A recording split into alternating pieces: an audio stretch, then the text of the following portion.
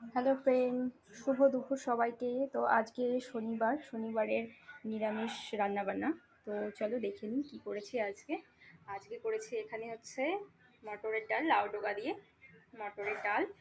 আর এখানে আছে কাঁচকলার কোপ্তা কারি আছে এখানে। আর এখানে আছে পটলের লতি।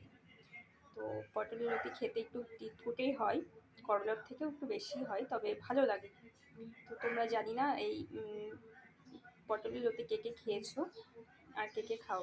যদি না খেয়ে থাকো অবশ্যই আমাকে কমেন্ট করবে যে কে কে খেয়েছো, কে কে খাও।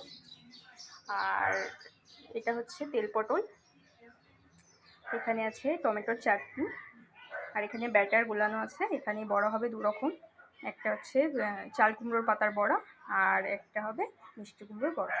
তো শনিবারে আজকে এটাই মেনু।